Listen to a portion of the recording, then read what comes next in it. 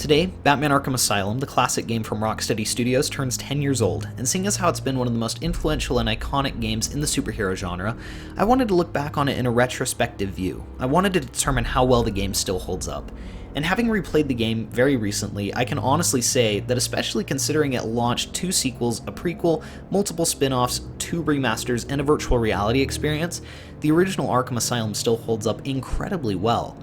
The reason that the game still works is because Rocksteady Studios knew exactly what this game was supposed to be. They had a very small team when working on this game, so rather than trying to craft a game that they knew they couldn't make, they crafted the game that knew its limitations. They made a great Batman game that can stand very well on its own, but was also able to evolve into more open world experiences. With that said, going back to play Batman Arkham Asylum doesn't feel overly clunky or awkward because, like I said, the game knows exactly what it is. Batman Arkham Asylum knew it couldn't be some huge open world experience, so instead it settles for being a really great Castlevania-type linear game. Arkham Asylum is a great location that works very well on its own and doesn't need the bigger Gotham City to feel like a complete experience. Rather than running across rooftops, most of your time is spent in darkened hallways experiencing some of Batman's creepiest rogues. The Joker in this game is a perfect villain, and Mark Hamill does a great job with the voice work. He has a really interesting plan that bleeds into an interesting narrative for the most part, though the ending does get a bit awkward, which I'll talk about in just a minute. The Asylum itself has aged. The graphics have aged, and that's to be expected. It's a game from 10 years ago, from 2009.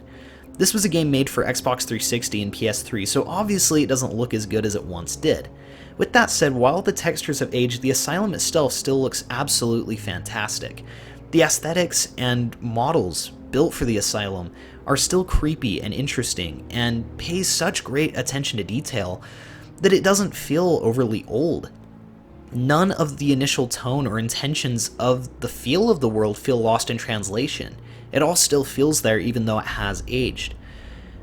Likewise, the gameplay has been improved upon in games like Batman Arkham City and Batman Arkham Knight, but it still feels complete here. The combat isn't clunky.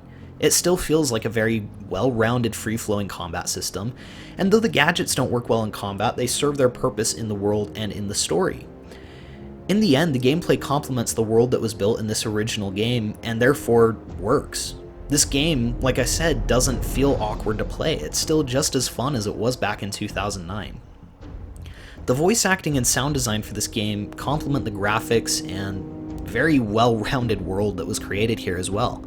Kevin Conroy and Mark Hamill do fantastic jobs as Batman and Joker respectively. On top of that, the rogues such as Poison Ivy, Scarecrow, Killer Croc, Victor Zsasz, and Harley Quinn all make this world feel so much bigger and broader. The Easter eggs found around the Asylum make the world feel bigger and helped build up Batman Arkham City and Batman Arkham Knight as well. Everything about this game worked very well as a standalone, but also built towards potential future sequels, and it did. This game is really good. The plot of this game is very well paced and features Joker trying to create an army of Banes from a chemical within Arkham Asylum called Titan.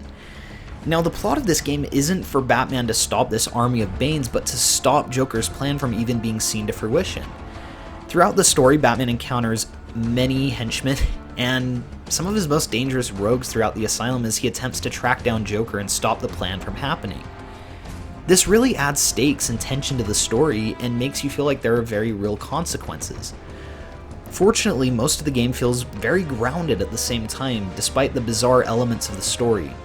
Unfortunately, I would say after the Killer Croc mission, the story goes to basically a grinding halt.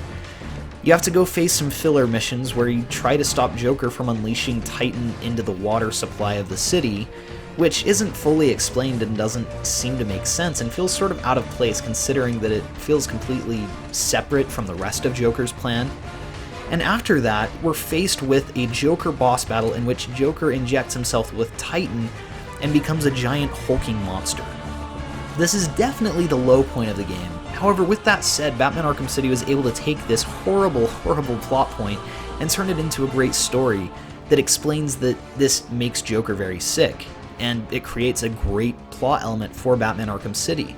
Unfortunately, when this game stands on its own, it is the weak point. The boss battle isn't interesting or engaging or even difficult, and I have a very difficult time with that being the finale of this game.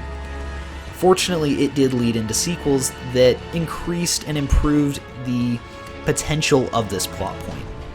And looking back at Arkham Asylum, I can honestly say that having one really low point in the story is such a small price to pay for an otherwise amazing game. Like I said, the sound design, the graphics, the story, the world, the mechanics of this game just work so seamlessly together. It's a game that should be commended, and I have to thank everybody at Rocksteady Studios for crafting this game. It's the game that made so many people Batman fans.